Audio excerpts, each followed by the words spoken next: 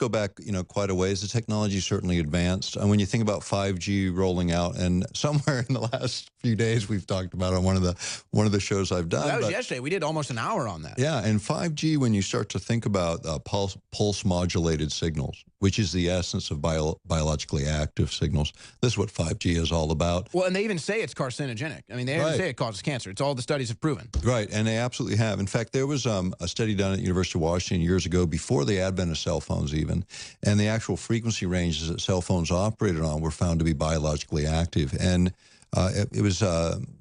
the scientist's last name, I believe, was Lynn, L-Y-N-N, and he came forward after cell phones and all the controversy, said, hey, wait a minute, we did these studies, we've proven this long ago, that these are, in fact, technologies that affect us physiologically. The idea of transferring heat into the brain, which is essentially what happens with cell phones, the skull thickness is a little bit of a barrier, but not much. So when you look at a 5-year-old, for instance, where the skull is much thinner, 400% more energy goes into their head from the portable home phone in the house and from the cell phone, as compared to a teenager where about 2 times as much, and then a full-blown adult with a fully matured skeletal structure.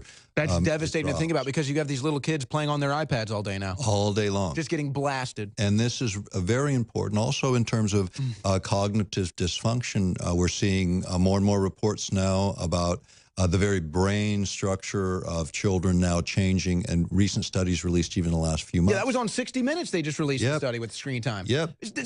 But they, see, here's the thing. They already knew this. You can look up the stories from Steve Jobs years ago saying, don't let your kids play on the iPad. I don't let my kids play on the iPad. And when you think about, I mean, you're talking